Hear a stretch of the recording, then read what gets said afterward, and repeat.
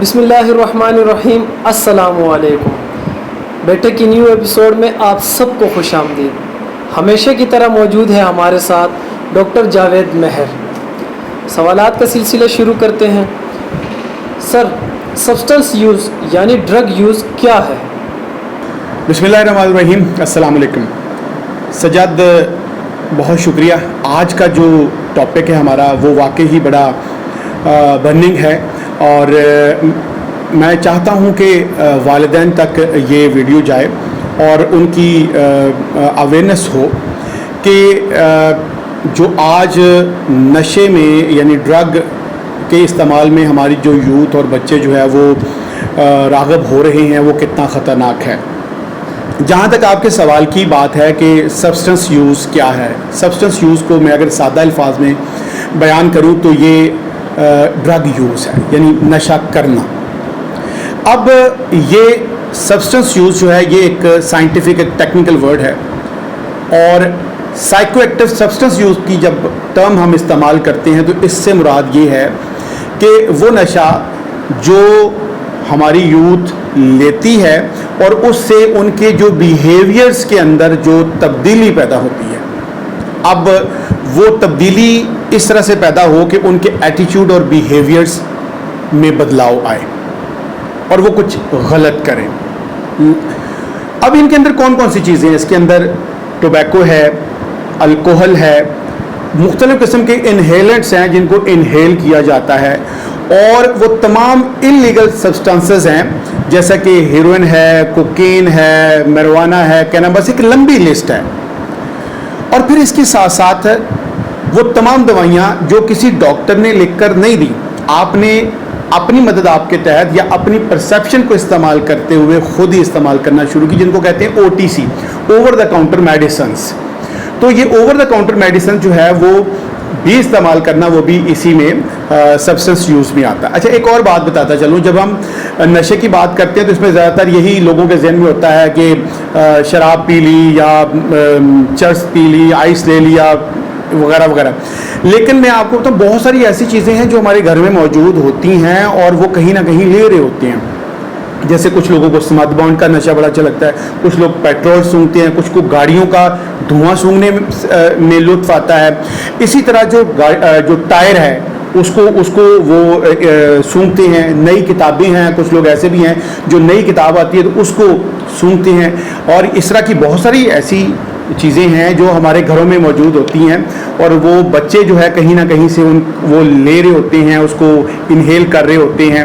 تو کوئی اس میں ایک لائن نہیں ہے کہ صرف کینابس کا لے لینا، میرووانا کا لے لینا، جو ہے اوپیم کا لے لینا ہی یا الکوہل کا لے لینا یہ نشہ ہے. ایک لمبی لسٹ ہے، اور یہ شروعات کہیں نہ کہیں گھر سے ہو رہی ہوتی ہے. سر، پاکستان اور دنیا میں اس کی کیا صورتحال ہے؟ سجاد، اس وقت پاکستان اور دنیا میں اس کی صورتحال کچھ اچھی نہیں ہے. اگر میں ایک ورلڈ پیٹرن کی بات کروں، دنیا کی بات کروں، تو ایک رپورٹ ہے میرے پاس united nation office on drugs and crime کی. اس میں یہ بتایا گیا ہے کہ تقریباً 162 سے لے کر 324 ملین تک وہ لوگ جن کی عمریں 15 سے 64 سال ہیں، انہوں نے زندگی میں کم از کم ایک بار ضرور نشہ آور چیز کو چکھا ہے، ایک بار. اور اسی رپورٹ میں یہ لکھا گیا ہے کہ اس تعداد میں سے 10 سے 14% یعنی 16 سے 39 ملین لوگ ایسے ہیں جنہوں نے اس کو جو پرابلم یوز کے طور پر آئیڈینٹیفائی ہوئے، جنہوں نے اس کو جب لینا شروع کیا تو وہ پھر سسٹینیبلٹی آ گئی، وہ لوگ پھر لیتے ہی گئے. وہ مطلب ان کے اندر جو ڈس آرڈرز ہیں وہ پیدا ہونا شروع ہو گیا، اور وہ ڈسیبلٹی ان کے اندر جو آنا شروع ہو گئی، ڈس آرڈرز پیدا ہونا شروع ہو گئے. اب بیسیکلی اس سے ہوتا کیا ہے؟ ایک تو اوور آل گلوبل النس ہوتی ہے. جب ورلڈ پیٹرن کی بات کرتے ہیں، ڈسیبلٹی بھی ہو سکتی ہے، لوگ معذور ہو جاتے ہیں، مختلف قسم کی انفیکشن ہو جاتی ہیں، ایکسیڈنٹس ہو جاتی ہیں، اور پھر مورٹیلٹی یعنی موت بھی ہو سکتی ہے. جہاں تک پاکستان کی بات ہے تو پاکستان میں 2013 میں ایک سروے کی رپورٹ ہے میرے پاس. اس پہ اس رپورٹ کے مطابق 6.7 ملین، اب چونکہ کافی سال ہو گئے ہیں اب تو لازمی بات ہے اس کی تعداد ہو سکتا ہے ڈبل سے بھی زیادہ ہوگی ہو، لیکن اس رپورٹ کے مطابق 2013 کا جو سروے پاکستان میں ہوا ہے، نیشنل ڈرگ یوز سروے 2013، اس میں 6.7 ملین لوگ پاکستان میں پائے گئے ہیں جنہوں نے ایک سال کے اندر جو ہے وہ نشہ آور چیزوں کو سونگھا یا لیا۔ اچھا، اس میں سے 4 ملین لوگ ایسے تھے جنہوں نے ہیش یا چرس کو استعمال کیا۔ اچھا، اب جب مرد و خواتین کا ہم یعنی میل فیمیل کی ریشو نکالیں تو اس میں 78% میل تھے اور 22% وومن ہی، لیکن یاد رہے کہ یہ رپورٹ 2013 کی ہے، اس میں 22% خواتین یعنی جو فیمیل ہیں اور 78% میل ہیں، اور اب یہ تعداد لازمی بات ہے یہ فگر جو ہے وہ بڑھ چکے ہوں گے۔ اچھا، 4.2 ملین لوگ ایسے ہیں جن کی ڈپینڈنسی شروع ہو گئی تھی، یعنی وہ نشے کے بغیر نہیں اب چل سکتے تھے، اور 4,30,000 ایسے لوگ تھے جو انجیکٹ کرتے تھے سرنج کو، یعنی انہوں نے سرنج والا نشہ سرنج کے ذریعے لینا شروع کر دیا تھا، اور 73% ایسے لوگ تھے جو سرنج لینے والے تھے وہ سرنج آگے شیئر بھی کرتے تھے۔ اب جو سرنج جب شیئر کی جاتی ہے تو اس میں سے پھر یہ ایڈز اور جو HIV کے ایشوز جو ہیں یہ بھی بڑی تیزی کے ساتھ بڑھنا شروع ہو جاتے ہیں۔ سر، اگر ہم اس سے بچاؤ پر کام نہیں کریں گے تو معاشرے کو اس کی کیا قیمت ادا کرنا پڑے گی؟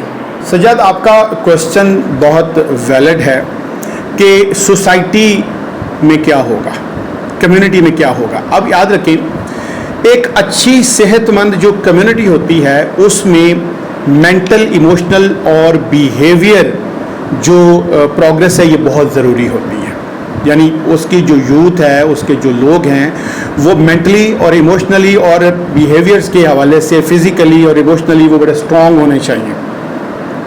اب جب سبسٹنس یوز ہوگا، سائیکو ایکٹیو سبسٹنس یوز سے ڈس آرڈرز پیدا ہوں گے، تو اس سے ایک تو یہ ہے کہ ایک انڈیویجول جو لے رہا ہے نشہ اس کی صحت خراب ہوگی، لازمی بات ہے، وہ اس کو کوئی ڈسیبلٹی بھی ہو سکتی ہے اور اس کی موت بھی ہو سکتی ہے، مختلف قسم کی انفیکشنز بھی ہو سکتی ہیں۔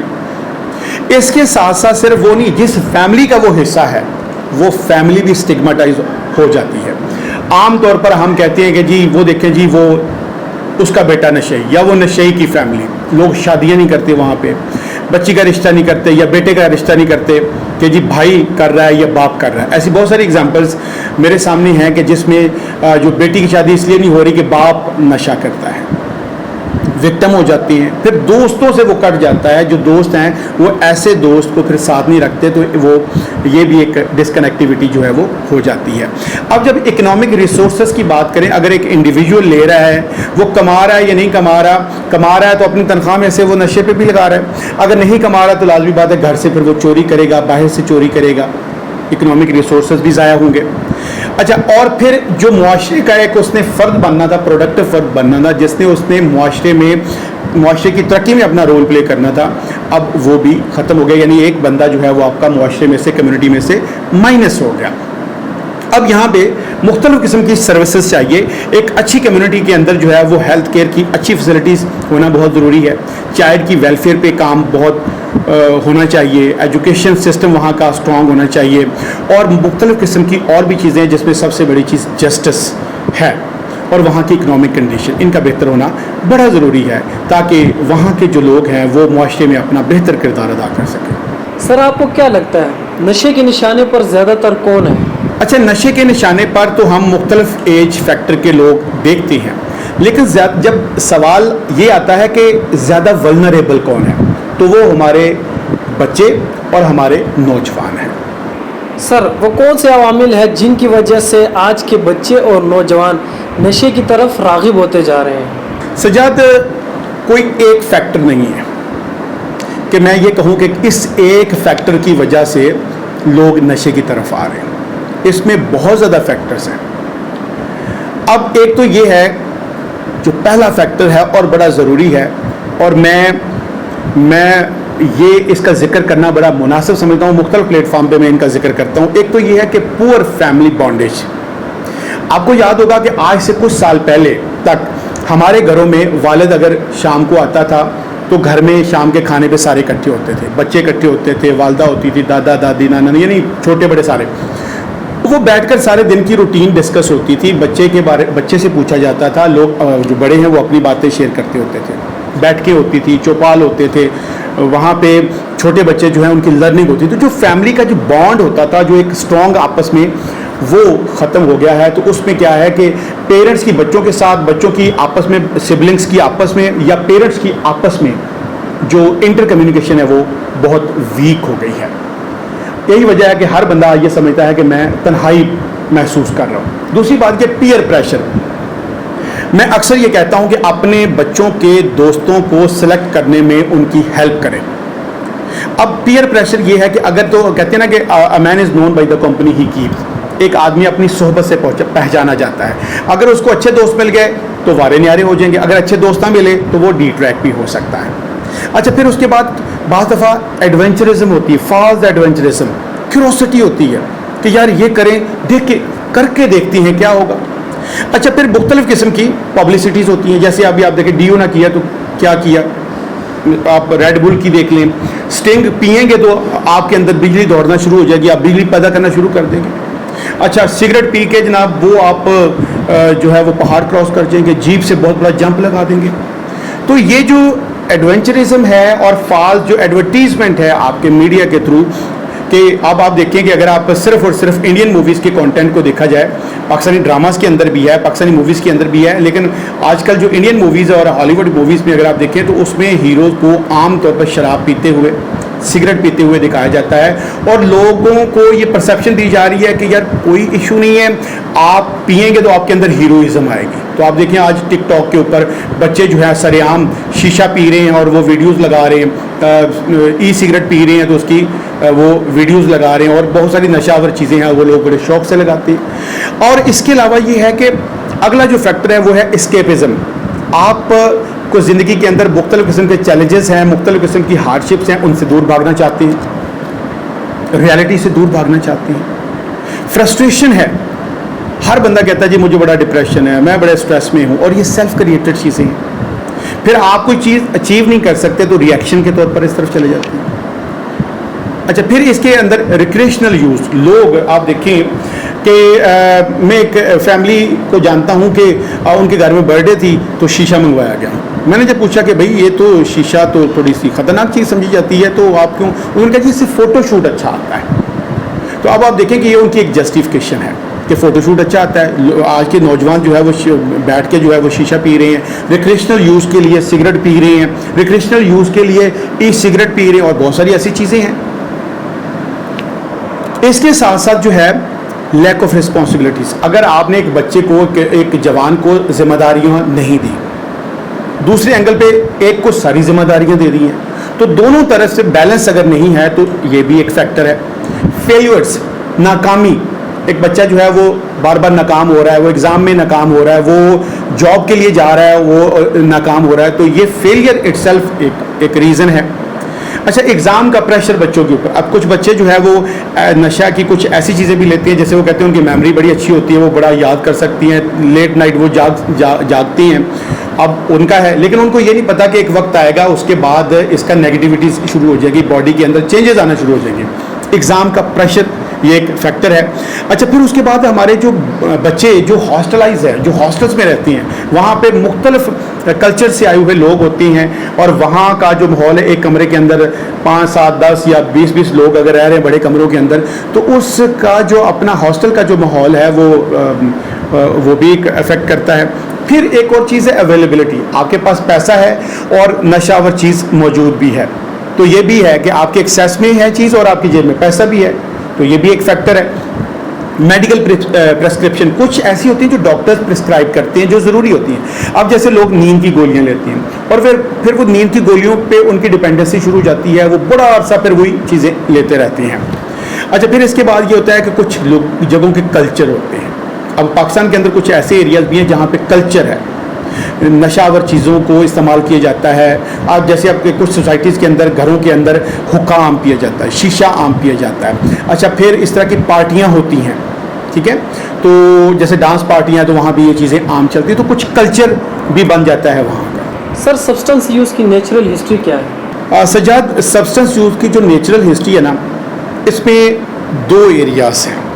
ایک تو یہ ہے کہ ایک بچہ یا ایک نوجوان جو ہے وہ نشہ شروع کرتا ہے، ایک سٹیج پہ اس نے کوئی چیز لے لی، اس نے کسی سگریٹ کا کش لے لیا، یا اس نے کینیبس لے لیا، اس نے میریجوانا لے لیا، اس نے کوکین لے لی، یا اس نے کچھ بھی.